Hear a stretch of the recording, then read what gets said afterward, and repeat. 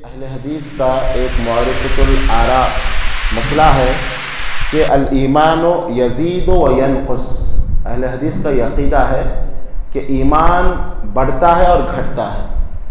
یہ ان تمام مسلمانوں میں صرف اہل حدیث کا یہ عقیدہ ہے کہ ایمان اللہ کی اطاعت سے بڑھتا ہے اور اللہ کی نافرمانی سے ایمان گھٹتا ہے۔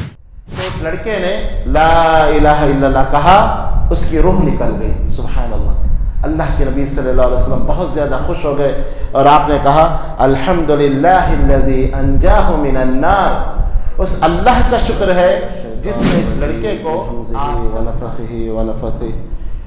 بسم اللہ الرحمن الرحیم۔ اہدنا الصراط المستقیم۔ اللہ تعالیٰ کے فضل و کرم اور اس کی توفیق سے سورہ فاتحہ کی تفسیر چل رہی ہے، اور اس سورہ فاتحہ کی چھٹی آیت اہدنا الصراط المستقیم کی تفسیر ہم مسلسل سنتے ہوئے آ رہے ہیں۔ یہ ایک دعا ہے جس میں بندہ اللہ سے دعا کرتا ہے اہدنا، ہدایت دے تو ہمیں، صراط المستقیم، سیدھے راستے کی۔ اور اس سے پہلے تفسیر گزر چکی ہے کہ اہدنا کے معنی ہے ثبتنا، یعنی اے اللہ تو سیدھے راستے پر ثابت قدمی عطا فرما، ثابت قدم رکھ۔ اہدنا کے اور ایک معنی ہے زدنا، کہ اے اللہ تو ہدایت میں ہمارے زیادتی کر، اضافہ فرما۔ ایک تو یہ ہے کہ ہدایت پہ ثابت قدم رکھ، اس لیے کہ ایک انسان کے لیے ضروری نہیں کہ ہر وقت وہ ہدایت پہ رہے۔ بہت سارے لوگ مرتد ہو جاتے ہیں ایمان لانے کے بعد، بہت سارے لوگ گمراہ ہو جاتے ہیں۔ تو بندہ اللہ سے دعا کرتا ہے کہ یا اللہ اس ہدایت پر مجھے ثابت قدم رکھ۔ دوسرا معنی یہ ہے کہ تو اس ہدایت میں اضافہ فرما، ایمان میں میرے اضافہ فرما، کیونکہ یہ اہل حدیث کا ایک معرفۃ الآراء مسئلہ ہے کہ الایمان یزید و ینقص۔ اہل حدیث کا یہ عقیدہ ہے کہ ایمان بڑھتا ہے اور گھٹتا ہے۔ یہ ان تمام مسلمانوں میں صرف اہل حدیث کا یہ عقیدہ ہے کہ ایمان اللہ کی اطاعت سے بڑھتا ہے اور اللہ کی نافرمانی سے ایمان گھٹتا ہے، جبکہ دوسری تمام جماعت والے جو ہیں اشعری ماتریدی، ان کا یہ عقیدہ یہ ہے کہ ایمان گھٹتا بڑھتا نہیں ہے۔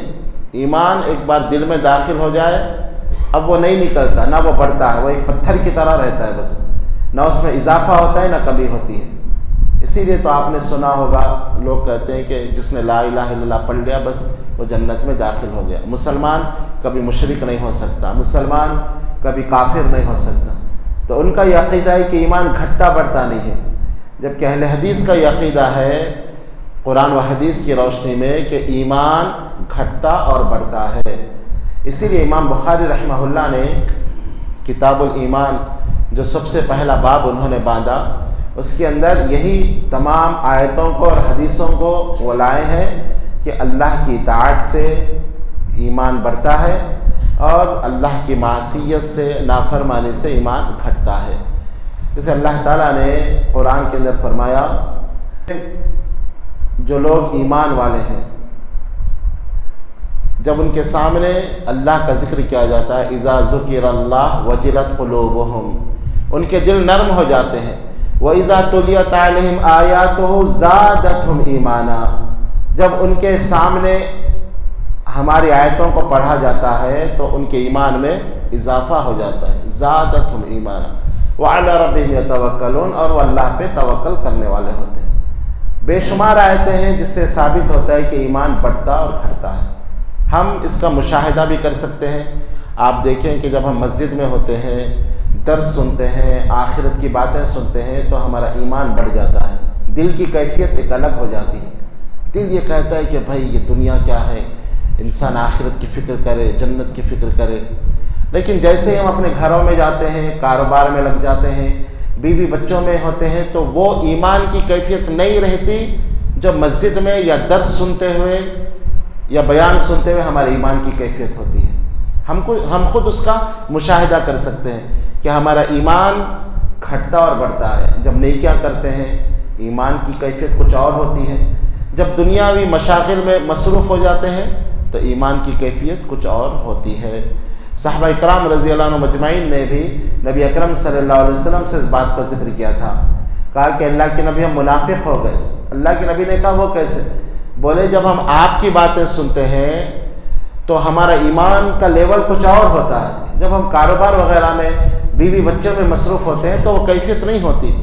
تو آپ صلی اللہ علیہ وسلم نے فرمایا کہ اگر وہی کیفیت تمہاری ہر وقت رہے تو پھر فرشتے تم سے مصافحہ کریں گے، یہ کیفیت نہیں رہتی، کیونکہ ایمان گھٹتا اور بڑھتا ہے۔ تو اہدنا، اے اللہ تو ہدایت دے، ایک معنی یہ ہے کہ اے اللہ تو ہدایت پہ ثابت قدم رکھ، دوسرا معنی یہ ہے کہ اے اللہ تو ہمارے ایمان میں اضافہ فرما۔ اب یہاں پر آپ دیکھیے اہدنا، اے اللہ تو راستہ دکھا، ہدایت کا راستہ دکھا، اس کے دو معنی ہیں، ایک یہ کہ تو راستہ دکھا، دوسرا یہ کہ تو منزل مقصود تک پہنچا۔ دو معنی بھی اس میں داخل ہے۔ راستہ دکھانے میں دو معنی آتے ہیں، ایک یہ کہ آپ کسی کو راستہ بتائیں، دوسرا یہ کہ آپ منزل مقصود تک پہنچائیں۔ مثال کے طور پہ کسی نے آپ سے پوچھا کہ یہ مسجد میر امتیاز علی کہاں پر ہے، تو آپ اس کو بتا دیں کہ آپ ایسے جائیں رائٹ جائیں، آمینہ فنکشن ہال کے پیچھے آپ جائیں، وہاں مسجد میر امتیاز علی۔ یہ ہے راستہ دکھانا۔ ایک طریقہ یہ ہے کہ آپ اس سے بولیں کہ چلو میں آپ کے ساتھ چلتا ہوں، میری بائک پہ آپ بیٹھیں، پھر آپ اس کو مسجد میر امتیاز علی تک پہنچائیں۔ یہ ہے منزل مقصود تک پہنچانا۔ تو اہدنا میں دو چیزیں داخل ہیں، ایک یہ کہ راستہ دکھانا، دوسرا منزل مقصود تک پہنچانا۔ تو اہدنا کا مطلب اے اللہ تو ہدایت کا راستہ دکھا، اور دوسرا معنی یہ ہے کہ اے اللہ تو ہدایت کو ہمارے دل کے اندر ڈال۔ تو ہدایت کا راستہ دکھا جو پہلا معنی ہے وہ ہر کوئی کر سکتا ہے، بلکہ انبیاء علیہ السلام نے یہی کام کیا، لوگوں کو ہدایت کا راستہ دکھایا۔ ہر عالم یہی کام کرتا ہے، ہر نیک آدمی یہی کام کرتا ہے کہ لوگوں کو ہدایت کا راستہ دکھاتا ہے۔ لیکن منزل مقصود تک پہنچانا، ہدایت دل میں ڈالنا، یہ صرف اللہ کا کام ہے۔ کسی نبی کے اختیار میں بھی یہ نہیں کہ وہ کسی کو ہدایت دے۔ ہدایت کا راستہ بتا سکتے ہیں، لیکن ہدایت دل میں ڈالنا یہ صرف اللہ کا کام ہے۔ اللہ نے یہ اختیار انبیاء علیہ السلام کو بھی نہیں دیا۔ اس لیے اللہ تعالیٰ نے نبی صلی اللہ علیہ وسلم سے خطاب کرتے ہوئے فرمایا اِنَّكَ لَا تَهْدِي مَنْ أَحْبَبْتَ وَلَكِنَّ اللَّهَ يَهْدِي مَن يَشَاءُ۔ اے محمد صلی اللہ علیہ وسلم، آپ ان کو ہدایت نہیں دے سکتے جن سے آپ محبت کرتے ہیں، وَلَكِنَّ اللَّهَ يَهْدِي مَن يَشَاءُ، لیکن اللہ جس کو چاہتا ہے اسے ہدایت دیتا ہے۔ نبی اکرم صلی اللہ علیہ وسلم کی خواہش تھی کہ ان کے چچا ابو طالب ایمان قبول کریں، کیونکہ وہ چچا جو ہر وقت ساتھ دینے والا چچا، مصیبتوں میں مدد کرنے والا چچا، اور اسلام کے لیے ہر چیز قربان کرنے والا چچا، وہ بستر مرگ پہ تھا، اور اللہ کے نبی صلی اللہ علیہ وسلم اس کمرے میں داخل ہوتے ہیں۔ ابو طالب مرض الموت میں مبتلا ہے، اور کفار مکہ کے بڑے بڑے سردار، رئیس سب کمرے کے اندر بیٹھے ہوئے ہیں۔ نبی اکرم صلی اللہ علیہ وسلم دروازے سے داخل ہوتے ہیں اور وہاں سے پکار کے کہتے ہیں یا امی قل لا الہ الا اللہ، اے میرے چچا لا الہ الا اللہ کہو، تاکہ کل اللہ کے سامنے میں گواہی دے سکوں کہ میرے چچا نے کلمہ توحید کو پڑھا تھا۔ تو لوگ بیٹھے ہوئے ہیں، سب لوگ کہتے ہیں کہ ابو طالب کیا تم عبد المطلب کے دین سے پھر جاؤ گے، اپنے باپ کے دین کو چھوڑ دو گے؟ ابو طالب خاموش بیٹھے ہوئے ہیں۔ اللہ کے نبی صلی اللہ علیہ وسلم لوگوں کو پھلانگتے ہوئے ابو طالب کے سرہانے آتے ہیں، قریب آتے ہیں، یہ سوچ کر کہ شاید لوگوں کی وجہ سے نہیں پڑھ رہے ہیں، قریب آ کر کہتے ہیں کہ اے میرے چچا، آپ زور سے نہ پڑھتے نہ پڑھو، کم سے کم میرے کان میں پڑھ لو، میں کان قریب کرتا ہوں، میرے کان میں لا الہ الا اللہ کہو، تاکہ میں اللہ کے سامنے آپ کی سفارش کر سکوں۔ ابو طالب جو ہے تردد کے اندر ہے، پڑھے یا نہ پڑھے۔ اللہ کے نبی کہہ رہے ہیں کلمہ پڑھو، وہ لوگوں کو دیکھ رہے ہیں، لوگ کہہ رہے ہیں کہ ابو طالب مکے کے سردار ہو کے کیا تم اپنے باپ دادا کے دین کو چھوڑ دو گے؟ تو ابو طالب کے جو آخری الفاظ تھے وہ یہ ہے انا ملت عبد المطلب، کہ میں عبد المطلب کے دین پہ مر رہا ہوں، جو میرے باپ کا دین تھا اسی پہ مر رہا ہوں۔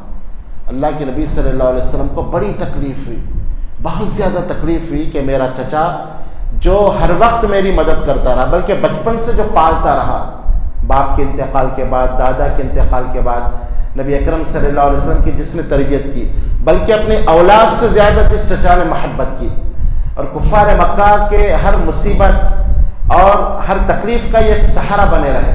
کفار مکہ جب تک ابو طالب زندہ تھے، نبی اکرم صلی اللہ علیہ وسلم کو تکلیف نہیں پہنچا سکے، ہر وقت ڈھال بن کر سامنے رہے اور کہتے تھے کہ بھتیجے جو جی چاہے وہ کر لو، جب تک میں زندہ رہوں گا یہ تمہیں تکلیف نہیں پہنچاتی۔ تو بڑی خواہش تھی اللہ کے نبی کو کہ میرے چچا ایمان قبول کریں، لیکن جب آخری کلمہ انہوں نے یہ کہا تو اللہ کے نبی کو بڑی تکلیف ہوئی، بڑے غمزدہ ہو گئے۔ تو اللہ تعالیٰ نے یہ آیت نازل کی، انکا لا تہدی من احببت ولکن اللہ یہدی من یشاء۔ محمد صلی اللہ علیہ وسلم، آپ جس کو سے محبت کرتے ہیں ان کو ہدایت نہیں دے سکتے، یہ ہدایت یہ ہمارے ہاتھ میں ہے، ہم جس کو چاہتے ہیں اسے ہدایت دیتے ہیں۔ اس سے ایک مسئلہ یہ بھی معلوم ہوا کہ اچھے دوست ہونا چاہیے، ایک انسان دوستوں کو، نیک دوستوں کے ساتھ دوستی کرے۔ اب یہاں آپ دیکھیں ابو طالب کے جتنے دوست تھے وہ گندے دوست تھے، وہ جاہل دوست تھے۔ اگر وہ دوست ابو طالب کو مجبور نہ کرتے تو ہو سکتا ابو طالب کلمہ پڑھ لیتے، کیونکہ وہ تردد میں تھے، وہ پریشان تھے کہ کلمہ پڑھے یا نہ پڑھے۔ لیکن جو دوست، جو مکے کے سردار ابو جہل وغیرہ جو بیٹھے ہوئے تھے، وہ ابو طالب کو مجبور کر رہے تھے کہ وہ کلمہ نہ پڑھے۔ تو دوست اگر اچھے مشورے دیتے تو شاید ابو طالب کلمہ پڑھ لیتے، جیسے وہ یہودی لڑکے نے کلمہ پڑھا کہ ایک یہودی لڑکا بیمار ہو گیا، نبی صلی اللہ علیہ وسلم کو اطلاع ملی، آپ صلی اللہ علیہ وسلم اس کے گھر گئے اور اس سے کہا کہ اے لڑکے لا الہ الا اللہ پڑھ لے۔ تو وہ لڑکا اپنے باپ کو دیکھنے لگا، تو باپ نے اس لڑکے سے کہا اتا ابو القاسم، میرے بیٹے ابو القاسم کی اطاعت کر لے، جو ابو القاسم جو محمد کہہ رہے ہیں اس کو مان لے۔